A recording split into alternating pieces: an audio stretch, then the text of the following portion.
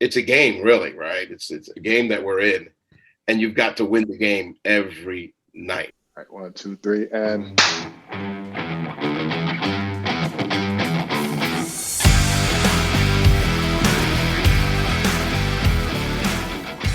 All right, so Short Circuit, a little spinoff of the Circuit podcast at which me, Elijah Shaw, because I'm never around, I'm going to do my own little mini podcast, and I decided that I could, since I'm doing a podcast, I could bring my friends up. And so today I've got a really cool guest. What's interesting about this one is I talk to this guy pretty much every day anyway. But the great part about it is that we're going to have a conversation that's kind of dedicated to a specific topic like we always do in the Short Circuit. And today we'll be speaking with Sam Alicea, and we're going to be talking about a couple different things. But the one thing I do want to focus on is what Sam does in the touring space, particularly managing and running the security for multiple tours, both domestically and internationally. So first up, what's up, Sam? How are you? I'm good, brother. So good to talk to you again. It is a little bit weird, right? Because we talk all the time. I guess a full disclaimer to everybody here. Sam and I work together and have worked together for years. I kind of consider him the backbone of my company, but he's got a wealth of knowledge. And so I just thought it would be doing a disservice if I had to short circuit, brought on everybody else who are these subject matter experts, and then I didn't get a chance to pick Sam's brain on the podcast. So thanks for coming on, bro. I know you had a lot of stuff going on. Absolutely, I appreciate it, and it's good to be here.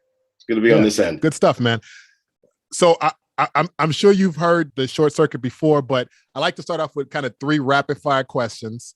You don't have to require a lot of thought, just kind of the first thing that comes to mind, but it kind of sets the tone for the rest of the episode.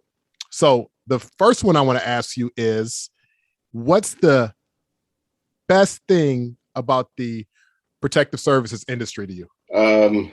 Wow. Well, I tell you, you have to have a love for it.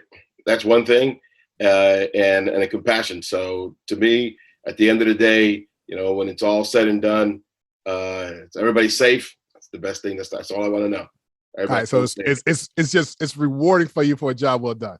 Absolutely. All right. So here comes the flip side of that, bro. Sure. So what's the worst thing about the business to you?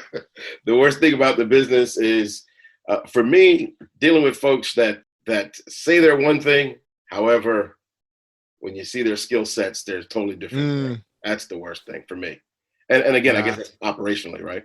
For me. Sure. Absolutely. And we'll dig into that in a little bit too about exactly kind of what a big emphasis of what you do and how you do it. And then the third and final question is, and here we go.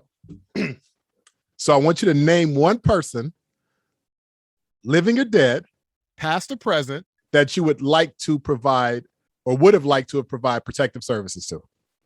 Easy. John F. Kennedy. Oh, man. All right.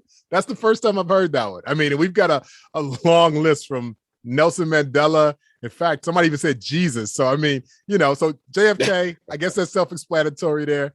I guess you would have changed history is what I'm thinking there. Yeah, I would love to have that.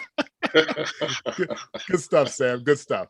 All right, brother. Well, I want to dig into the meat and potatoes. And again, obviously, I'm very intimately familiar with your background. But in the protective services world, you spend a lot of your time on the operational side.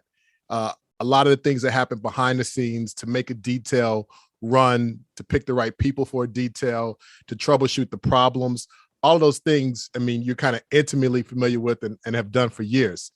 And so one of the focuses that I want to talk about is you in kind of that touring space, because that's the segment of the industry that a lot of people want to get in, but they don't necessarily know how to do that. Sure. And then, of course, when you and I talk about this all the time, there are people that get in it and they aren't doing it the right way. And then usually that kind of, opens them up to a lot of exposure, opens the client up to a lot of exposure, and they could also get disinvited to the party. Correct. But here's the first thing. So most people think that protective services kind of begins and ends with just standing next to the protectee. But, I can attest you've had a successful career, sometimes just doing the opposite of that. So what do you attribute that to? Well, having obviously started in the industry, I didn't just jump into what I do now, right? Um, Having been on several details and understanding the nuances of the entire scope of a detail Mhm. is where I started realizing there's obviously other avenues to, especially in the entertainment industry. If we really just hone in on just the entertainment industry, obviously you've got corporate and so many other facets, but in the entertainment industry in and of itself, there's more to just standing next to, as you said, next to the protectee. Mhm. And I think a lot of folks that may get into the industry and they're looking into that segment of the industry as far as the entertainment segment, I think Mhm. they're they have tunnel vision and think that that's what it's all about, just being next Sure. to the P. However, there's so much more to it than just that. Got it. So right, because you know the visual, the 20-second TMZ clip, or the thing on Instagram might show the protectee, and maybe you spot the BG in the background. But again, there's a lot more moving pieces, particularly for that to happen successfully. Correct. And you, my brother, again, I know you've been all over the world, and many of those trips have been with me. But what's been the coolest thing? Like, what have you enjoyed most about touring? Because obviously it takes you away from home and family, etc. But what have you enjoyed about the process? I guess it may kind of sound cliche. It probably sounds very, very cliche, but at the end of the day, that, and again, I think I just mentioned that just a few moments ago, that everybody's home safely, especially obviously your principal, but in a tour setting, obviously you've got the entire staff and those that are on tour. And, it's interesting because, you get there early, at least I do. You get there first thing in the morning, right? You get there first thing in the morning to a venue. You're at an arena, and I walk in there, and besides you've got the riggers and folks that are getting the stage and everything ready, but it's empty. The arena is completely empty. There's no one. There's no one in the Sure. seats, and to me, it's that fulfillment, the feeling of knowing that first of all, I'm in here first thing in the morning. There's no one here. I know that there's going to be challenges throughout the day, and things that I'm going to have to overcome. You've got the show at the end of the show. The principal's gone.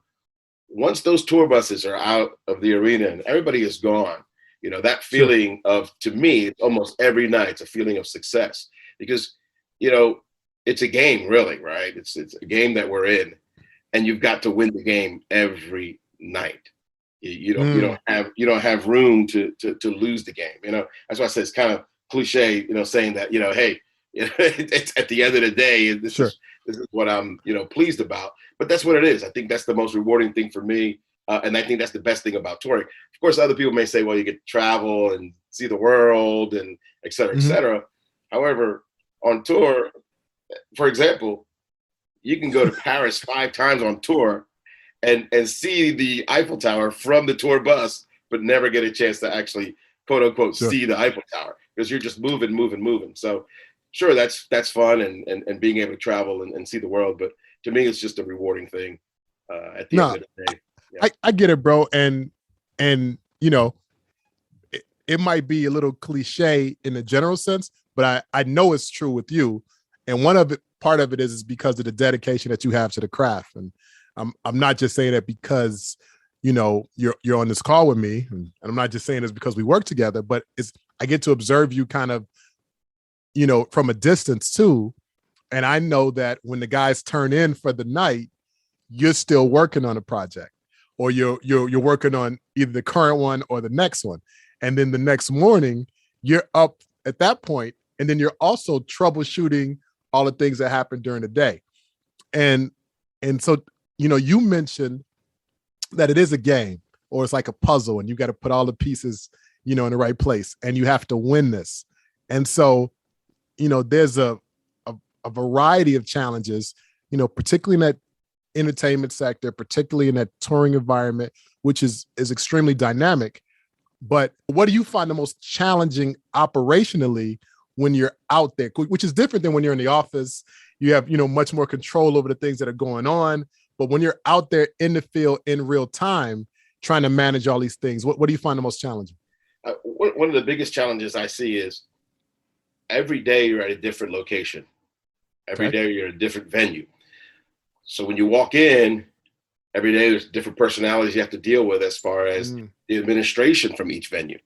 And I think one of the biggest challenges is dealing with all of those objections that are going to come your way that you know they're going to Sure. come. They're coming. Right. And there's different objections, or I should say the objectors, the individuals that are going to be the objectors, right? So they, the objectives, and every day you're going to go in and it's a different set of folks. So it's a different security director.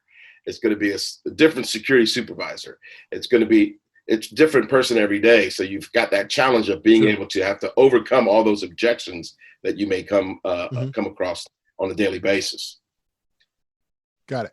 And I think one of the issues is that depending on the experiences they've had with other teams before, they might already have a jaded idea about whatever the detail is that's now moving into their space.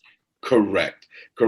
So one of the biggest things that you have to kind of overcome as far as those objections is they already have a preconceived idea as to who's coming in. Sure. Whether they've had bad experiences with other security personnel, whether they've had experiences with other security personnel that didn't have formal training. So their mind is, in their mind, they're thinking, oh, here's this another bodyguard, right? Or another security guy that I've got to deal with who's just the same guy that was here yesterday that I was dealing with that had no idea what he was doing. So they had those kind of preconceived ideas in their mind. So you have to be able to, overcome that and build that relationship quickly. And it has to be done quickly. You only have just but a few hours to kind of get things done. So you got to overcome that and show them that you know what you're doing and that you're professional. And once you can kind of get around that, you can start building that relationship. And it has to be done quickly in a matter of hours, right?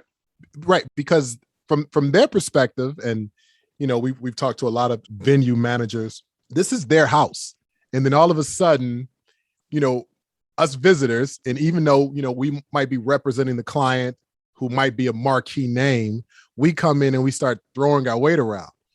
And so if it's not done tactfully, they're automatically going to put up kind of come into a defensive stance, right? Absolutely. So there's always that wall that is there that you have to bring that wall down because again, it is their home. So you're coming in and you're basically telling them this is what we want to do for the day. And they do things a certain way. It's the way they always do it. They do it for, every show, for every event. And you may decide for whatever particular reason that you'd like to do something that's not the norm for them.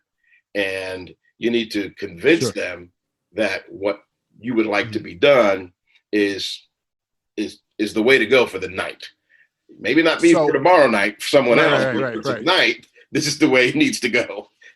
So I got to ask, and I'm gonna put you on the spot a little bit here, sure. And ask, what Mark James calls the secret sauce. So how have you been, like, what's your technique or a portion of your technique that helps you kind of chip through that barrier? One of the things that I think a lot of folks need to understand in this industry is that a lot of what we do is communication, 100% communication. Sure. We have to have those skills to be able to communicate with these individuals in order to get what we want done.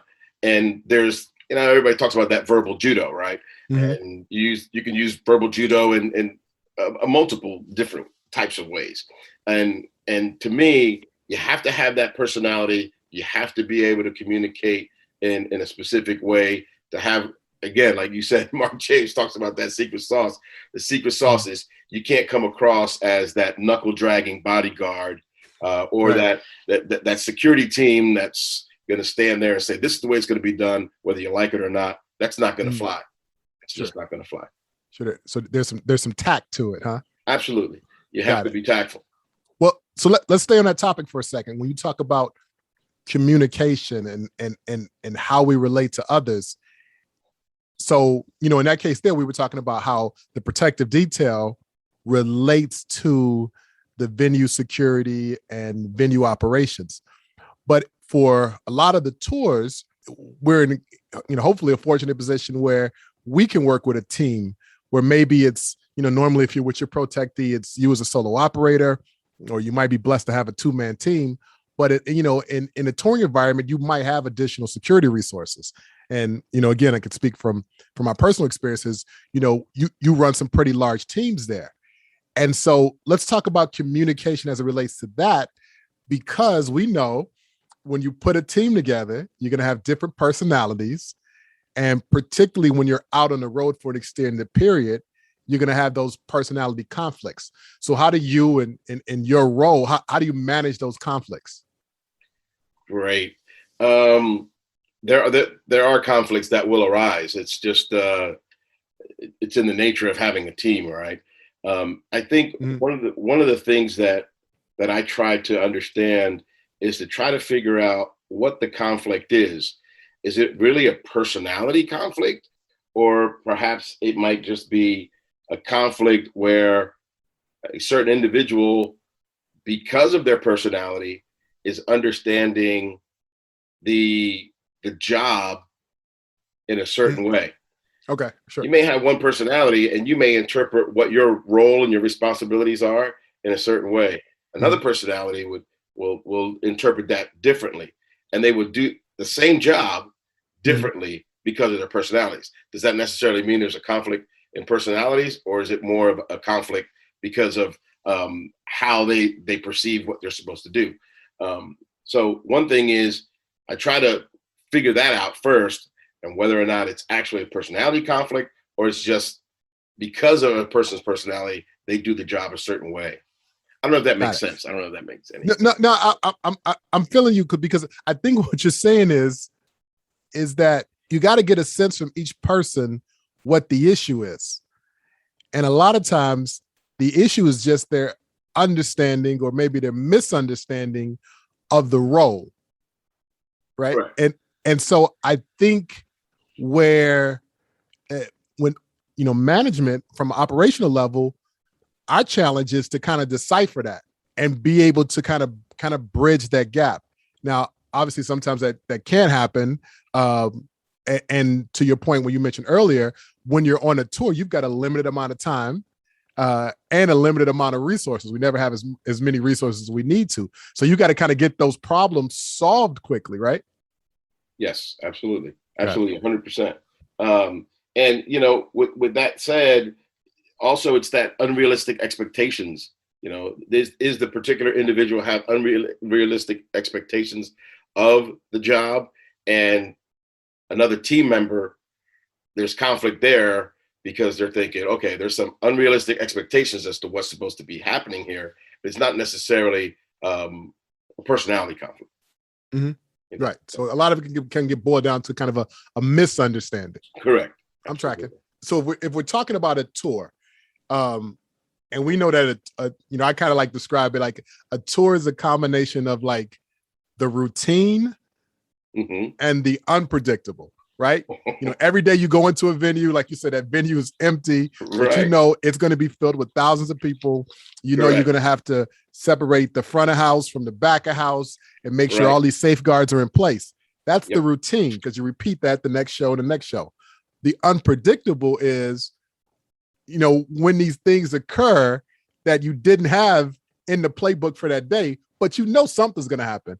Whether the piece says, hey, I'm going to bring this guest artist on stage, or I'm going to jump in the crowd, or, obviously a variety of things. So I guess my question is, because for some people, they can't deal with those two things simultaneously. Some people are built for structure. Some people, the unpredictable, they can kind of thrive in that chaos. But when you have to have one foot in both worlds, some people just have a meltdown or they don't do anything. So how do you balance that? Yeah, definitely. On tour, you don't know the next hour, let alone the next day, what's going to happen at another venue, right? So every venue is different. So there's definitely unpredictable situations that come up. But I think the biggest thing for me is what I try to do is prioritize whatever the issue is or what the challenge is for the day or for the given moment. There may be a few things that come up in the scope of a day that have to be handled, but I try to prioritize. Once I figure that out, I prioritize that, I adapt, which is the biggest thing that I think a lot of people need to understand in the touring sector, is that you need to adapt. There's always something you have to adapt to. But I try to prioritize, then adapt, and then prioritize again in order to. So you're constantly reshuffling the cards. Challenges of constantly, adapting and then prioritizing what they are. I try to think ahead as to some of the situations that may arise at particular venue or whatever. And then I always try to have a plan B, for sure. I always try to have a plan B. And I think that with a plan B, it probably more than likely for me, it keeps that frustration of all these challenges at bay. And it minimizes that if I know I have a plan B to basically fall. Because what you're saying is you're saying your plan B is, if you already have it, then it's not a surprise if you have to implement it, right? Correct. So you don't have to pull your hair out because you already got it in the chamber. Right. But the biggest thing is you constantly have to adapt. It's just and move on the fly. It's the biggest. I think it's the biggest trait that you can have, especially on a tour, is the ability to adapt quickly. So there's a couple of things I've got out of this conversation. One is the ability to communicate, and then two is the ability to adapt. So those are like vital components, right?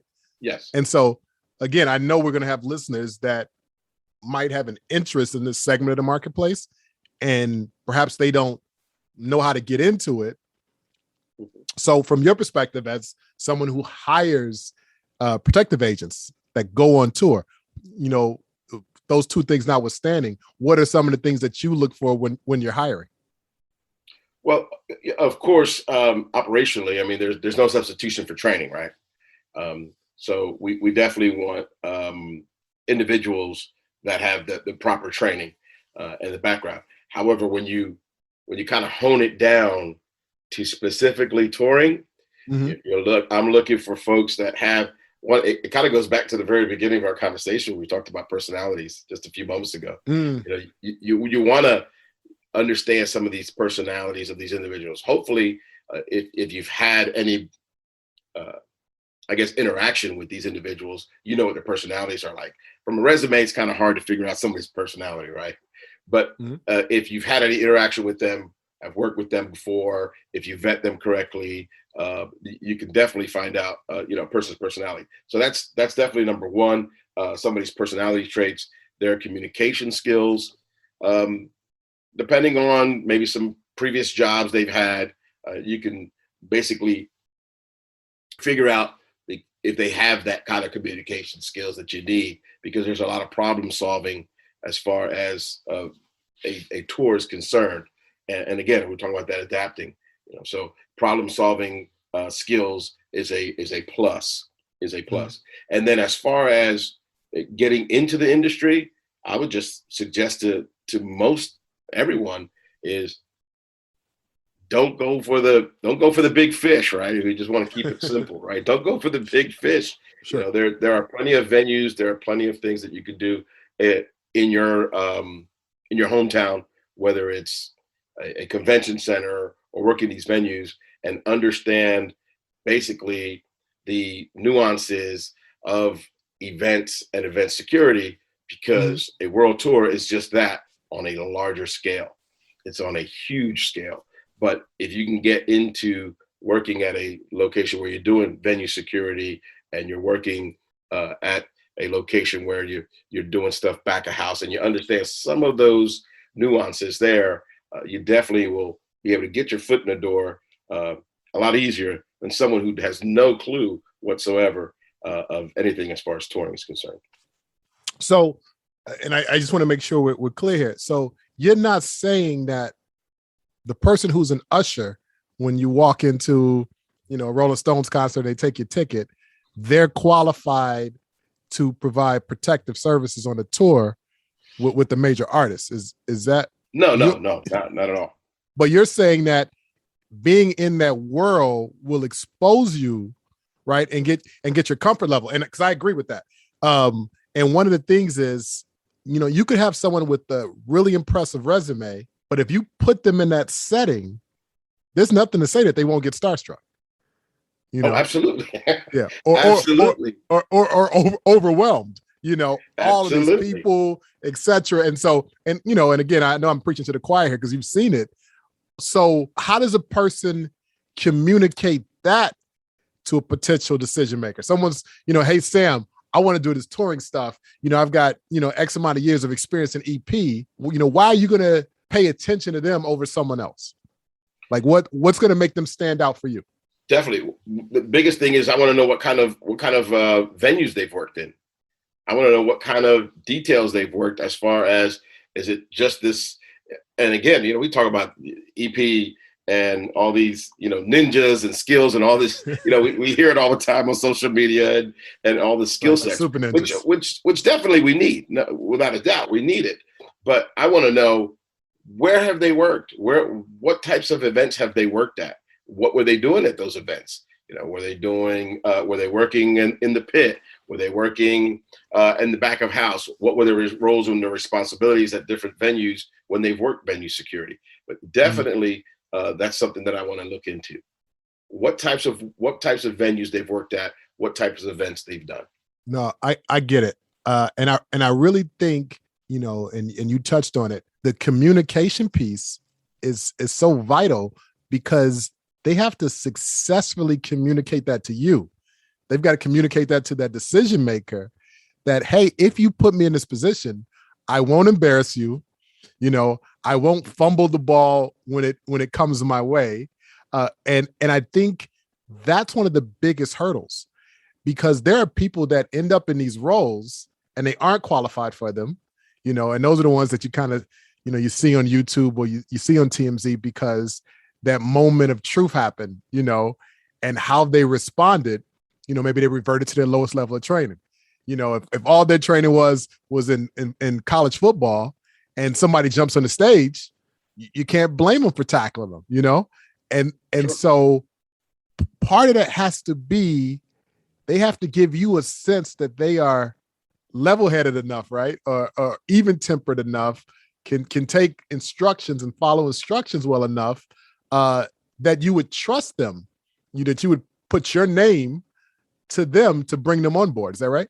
Absolutely. And like you just mentioned, I think that there's a time and a place for all those different skill sets. Like you said, you go ahead and tackle somebody when necessary, but that's not the 100% right, the default, well-rounded, right, that you exactly the default that they need to go to. So without a doubt, that's definitely, those skill sets are very important. Well, that's great, man. I know I got a lot out of this conversation because it gives me a little bit of insight into how your brain works, but I got you to articulate it versus, you just make it happen like you've done for me for all these years and stuff. So, but I'm sure other people got some value with it. Again, if you have any interest in connecting with Sam, he's not active on social media, but he's always there behind the scenes. And so I know one of the ways that you can reach out to him is in the NABA Protector app. Sam's one of the administrators there. You can kind of drop him a line there if you want to know about getting some more information in that space. And my brother, thank you very much for jumping on here with me. I know we'll be talking tomorrow about a variety of other things. So, absolutely. So I appreciate you. Thank you. It was an honor.